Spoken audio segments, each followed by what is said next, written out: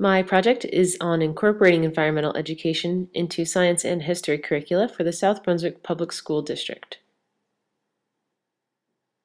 South Brunswick is home to over 2,000 acres of open areas and parks. These include playgrounds, open fields.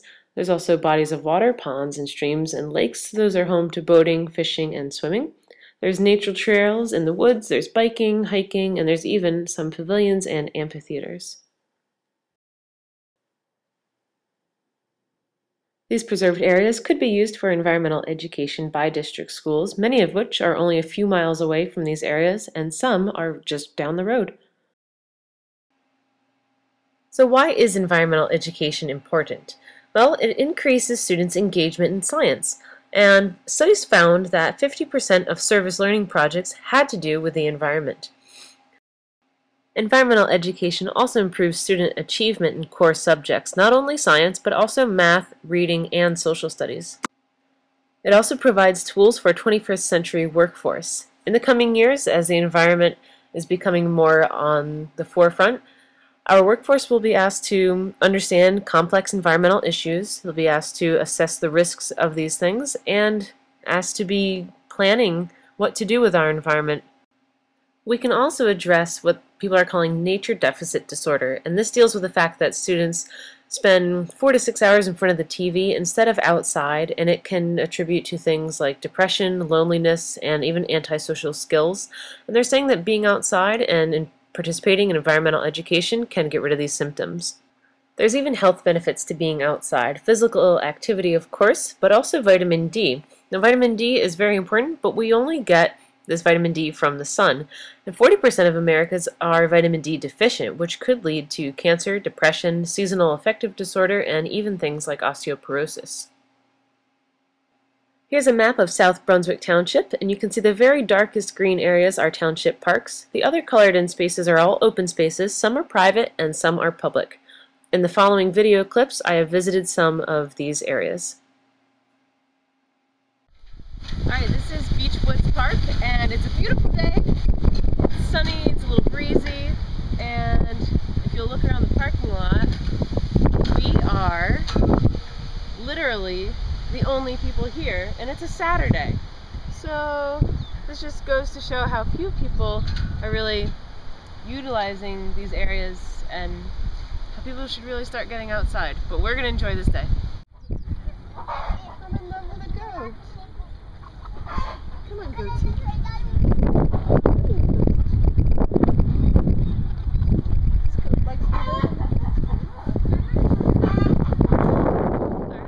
Okay, so I dubbed over this particular clip because it's very windy, but this is Van Thune Farm, and it's a working farm that has some animals that you can pet and visit. I think this would be great for students because they could actually see the animals and learn about them. We can see where they come from and what kinds of foods and products we get from these animals in particular. A little baby goat. Oh, hi. Alright. So again, this was Van Thune Farm with working agriculture and animals here, and I think it would be a great place to bring students. Look! Alright, this is Van Thune Farm, and we're in the greenhouse where they have short little programs for children to learn how they grow their plants and how the greenhouse helps them grow bigger and stronger. And we also saw outside that there's also some animals, and this is a working farm, so they also get crops from the land. Now, here we are at the Plainsboro Preserve, and in this area they have a lot of signs like this one where they tell you what some of the shrubs or the trees are, what they're useful for, and what animals like to live there. Preserve, and this is the Environmental Education Center. And all around us we have some flower beds. We also have many bird feeders where the children could watch birds and learn about what they eat and their interactions together, and maybe even identify some birds. There's also McCormick Lake in the background where lots of amphibians, fish, and reptiles live. So there's a lot of good stuff going on here. They also have field trips, nature programs, and there's always a naturalist on hand to answer any of their questions. Again, this is at the Plainsboro Preserve. This is just a picture of the family nature programs they have every Saturday. Today they had signs of spring hike, and these are all on Saturday from 3 to 5 o'clock. Okay, here we are at the Sondeck Park, and this is the recycling center. Now it's only organic material, and you'll see back here there's a big mound of brush and leaf litter. People come with carloads of this stuff and they drop it off here. So here's people dropping off their brush and leaf litter, and all that stuff gets turned into mulch over here. So you can either come drop off the stuff that you don't want, maybe your trees blew down some material you don't need, and if you want mulch, you can come on over here, take a shovel and a bag, put it in your car, and take it home.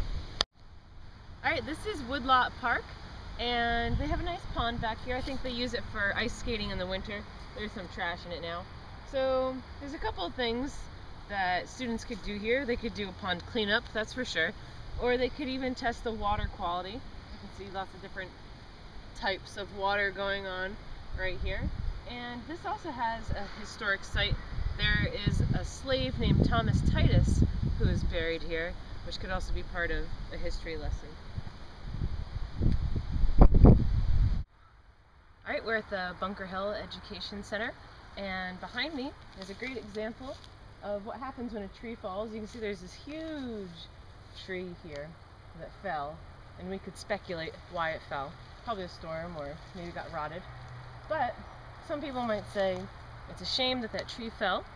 But if you think about it in other terms, you could say that this huge area has just opened up, and now that brings lots of sunlight where there wasn't sunlight before, and other things can start growing. So we can also talk about succession and how a barren field can turn into a grassy area at first. Like this trail is no longer used, and you can see some grasses are starting to build up, and then later we might get some shrubby bushes, and eventually we'll get these trees right back to the way it was.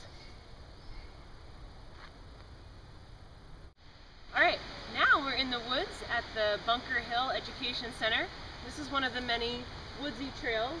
We can do a lot in these trails. We can look for birds, we can identify trees and leaves, twigs, depending on the time of year. And one of my favorite things is looking under logs like this one, so we can learn about decomposers. If we come a little closer, we'll quietly and slowly uncover this log and see what's living underneath. Okay, so we've got some worms. I see some eggs here too. And there's some little beetles, some pill bugs, and there's some fungus.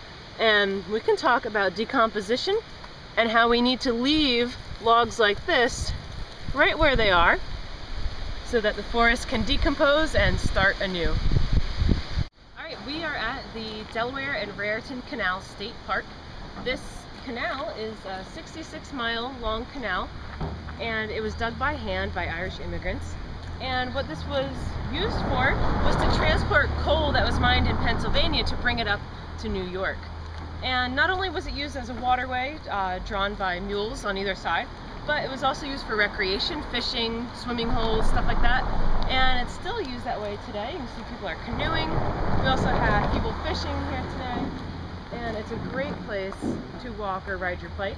And over here, we have the Longhouse building.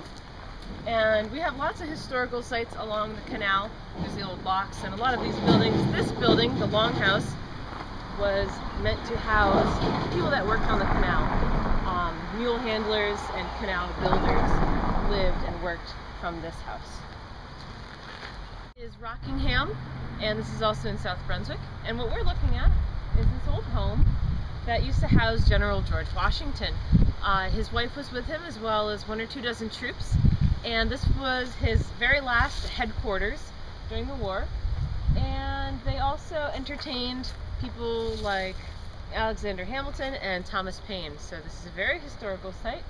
And there's also trails back here that go all the way back to the Delaware and Raritan Canal.